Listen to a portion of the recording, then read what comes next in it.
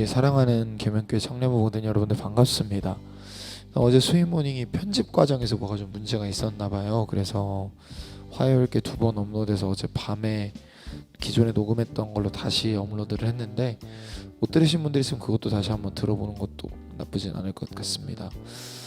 네, 바로 들어가 보도록 하죠. 늘 영상이 길어지는 것 같아서 좋습니다.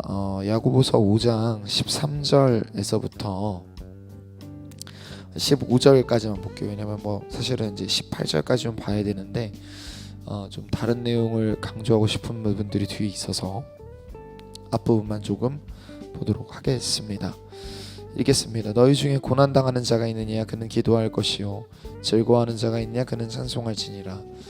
너희 중에 병든 자가 있느냐 그는 교회의 장로들을 청할 것이요 그들은 주의 이름으로 기름을 바르며 그를 위하여 기도할지니 믿음의 기도는 병든 자를 구원하리니 주께서 그를 일으키시리라. 혹시 죄를 범하였을지라도 사하심을 받으리라. 아멘. 나는 야고보 사도가 기도에 대한 이야기를 조금 본격적으로 하고 있는 것 같아요. 근데 이제 두 가지를 좀 한번 생각을 해보았으면 좋겠습니다. 먼저 우리는 어떤 생각들을 이게 많이 하는 것 같냐면 인생이 내 손에서 많은 것들이 펼쳐진다는 생각들을 합니다. 그러니까 그러다 보니까 인생이 매우 뭐라고 표현해야 될까요? 그러니까 인생에 대해서 한번 우리가 좀 잘 먼저 봤으면 좋겠어요. 그러니까 인생이 우리는 되게 능동적으로 모든 것들을 선택하며 사는 것 같지만 사실 굉장히 수동적인 흐름 속에서 살아낼 때가 많습니다. 예를 들면요, 여러분은 이미 날 때부터 어느 정도 여러분이 극복해내기 힘든 혹은 극복할 수 없는 여러 조건과 환경들 속에서 선택되어져서 나옵니다. 예를 들면 남자는 남자로 태어나고요, 여자는 여자로 태어납니다. 그리고 부정할 수 없을 만큼 그것에 대한 어떤 한계가 분명해요. 그리고 여러분들 우리가 그런 것들이 좀 무너지는 것들도 필요하지만 여러분들 저는 조요한으로 태어났고 여러분은 여러분으로 태어났습니다. 저는 날 때부터 잘하는 것들, 하나님이 저에게 은사로 주신 것들이 있고 하나님이 남에겐 은사로 주신 것 중에 저에게 허락하지 않으신 것들도 분명히 있어요. 그죠? 그리고 더 나아가서요, 제가 수동적이라고 말하는 것은 우리가 능동적으로 자유롭게 선택하는 속에서 자유의지대로 걸어가고 있지만 분명한 건 인생은 신비롭게도 하나님의 어떤 특별한 계획 하에 있다는 겁니다. 1.1획도 실수하지 않으시는 그분의 트랙 속에서 우리가 걷고 달려가고 있다는 것이죠. 이것이 왜 중요하냐면 우리가 삶의 문제를 마주대할 할 때 혹은 삶에서 성공을 마주대할 할 때 우리의 태도를 분명하게 결정짓는 것 같습니다. 그러니까 우리는 성공한 순간에도 실패한 순간에도 굉장히 그 어떤 문제의 핵심 요소들을 나에게서 찾으려고 합니다. 그게 사실요 가장 현명해 보이는 방법인과 동시에 가장 쉬운 길이기도 합니다. 여러분들 의외로 뭐가 일이 안 될 때 남 탓하는 사람들 멘탈이 대단한 사람들입니다. 제가 볼 때는. 왜냐면 거기서 남의 문제를 찾고 그게 되게 최하수죠. 사실 남의 어떤 문제만 보고 내 문제를 전혀 보지 못한다. 그게 이제 최하수들이 하는 어떤 최악의 순위인데 저는 멘탈이 대단하다고 보기는 해요. 그 쉽지 않은 일입니다. 근데 보통의 사람들은 대부분 내 어떤 잘못과 내 책임으로 쉽게 결론을 짓습니다. 그리고 다시는 그런 반복들을 하지 않기 위한 어떤 계획들을 세워 나가죠. 근데 문제는 여러분들 그곳에서는 다시 실수를 안 할 수 있지만 거기를 조금만 벗어난 다른 영역에서는 우리가 아직도 우리를 다 잘 모르고 우리가 어떤 메커니즘 속에서 작동되고 있고 우리를 향한 계획이 뭔지는 알지 못하기 때문에 여러분들 인간은 거기서 또 어떤 분명한 실수들을 경험하게 되고 그 과정 속에서 우리는 슬퍼하게 되기도 하고 기뻐하게 되기도 합니다. 근데 문제는 제가 말하는 게 뭐냐면 요지는 그 중심에 오로지 제가 서 있어요. 그러니까 내가 잘해서 기쁜 것 같고 내가 잘해서 즐겁고 내가 망쳤기 때문에 슬프고 내가 망쳤기 때문에 나를 자해해야 되고 나를 탓해야 되는 그 자리에서 크리스찬들은 좀 벗어날 필요가 있습니다. 왜냐하면 우리는 인생을 절대 홀짝 얻는 자가 아니기 때문에 그렇죠. 여러분들 저는 이런 비유를 자주 쓰는데 해리포터라는 그 소설 안에서 해리포터는 자유롭게 움직이고 활동합니다. 그런데 해리포터는 아주 분명하게 그 소설을 쓴 작가의 의도에 따라 움직이고 작가의 계획에 따라 움직이고 사실 작가와 함께 걸어가고 있습니다.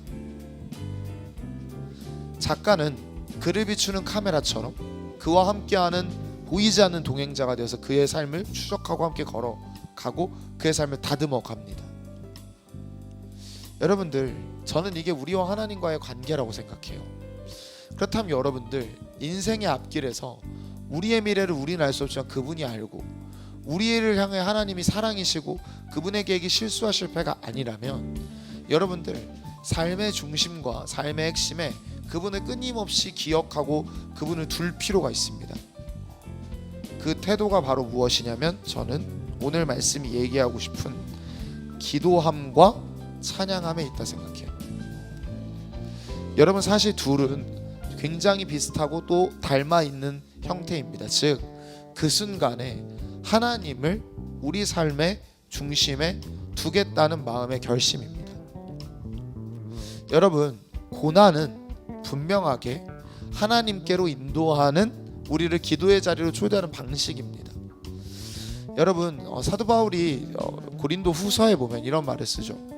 내가 나에게 있었던 육체의 질병을 고쳐달라고, 육체에 있는 가시를 없애달라고 많이 기도했다. 그냥 제가 의역을 할게요. 많이 기도했다. 3번 했다고 돼 있는데 많이 기도했는데 하나님이 그때 뭐라고 응답하시냐면, 바울아, 내가 너에게 준 은혜가 충분하다. 왜냐하면 이는 너의 능력이 약한 데서 온전하여졌기 때문이다. 여러분, 바울의 능력이 뭐가 온전해집니까? 바울의 능력이 온전해지는 건 바울의 육체 가시가 사라지는 거죠. 근데 바울은 육체 가시가 사라지지 않았음에도 자기가 온전해졌다는 고백을 하나님께 합니다. 이유가 뭘까요? 하나님이 그 얘기하십니다. 이유는 바울 사도 정도 되면요, 사역의 경험이 쌓이고 고린도 후서 정도 쓸 때 정도 되면요, 스스로 무언가 할 수 있을 거라 느꼈을 법한 때예요, 제가 볼 때도. 근데 그가 열병을 앓던 혹은 간질병으로 쓰러지던 안질 때문에 너무 눈이 아파서 고생을 하던 그 순간 그는 하나님을 찾을 수밖에 없었고, 하나님을 찾는 그는 자신의 약함을 강함으로 덧입히신 하나님을 경험하는 순간이었을 거예요. 여러분들, 우리의 삶에 지금의 삶이 망해가고 있는가 혹은 망해가고 있지 않는가는, 혹은 내 삶이 지금 윤택한가 윤택하지 않은가를 결정하는 키가 내가 제시하고 있는 내 삶에서의 성공 혹은 내가 제시하는 내 삶에서의 실패로 점철되어 있다면 크리스찬은 먼저 거기서 벗어나야 돼요. 하나님이 내 삶을 향한 신실한 계획이 있다는 것에서 출발해야 됩니다. 그래야 고난의 때 기도하게 됩니다. 실수가 아니라면 왜 이 상황을 허락하셨습니까?를 묻게 되는 거죠. 두 번째는요, 그래야 찬양하게 됩니다. 성공을 누릴 때 인간은 자신의 노력을 즉각적으로 보게 되고 자신의 그런 것들을 보지만 마음 한켠 진심으로 하나님을 향한 찬양을 해내는 것은 정말로 쉬운 일이 아니에요. 그런데 하나님은 우리에게 그런 것들을 원하십니다. 왜냐하면 그 성공은 우리를 노력할 수 있도록, 우리가 그곳까지 갈 수 있도록 모든 자원을 허락하신 하나님과의 동행하심의 결과였음을 하나님은 인정하기를 원하세요. 결국 여러분, 오늘 말씀의 요지, 즉 기도함과 찬양함은 삶의 모든 현실 속으로 하나님을 초청하는 겁니다. 하나님과 동행하고 있음을 인정하는 거죠. 우리의 삶의 선택과 우리의 삶의 결과가 내 손이 아닌 그분의 인도에 달려 있음을 인정하는 겁니다. 그래서 오늘 여러분들이, 저는 아침에 잠시 잠깐 기도하고 잠시 잠깐 찬양함으로 말미암아 하나님을 여러분 삶에 초대했으면 좋겠습니다. 그리고 여러분, 마지막으로 한 가지 더 권면하는 건, 행복나눔 축제가 2주간 진행됩니다.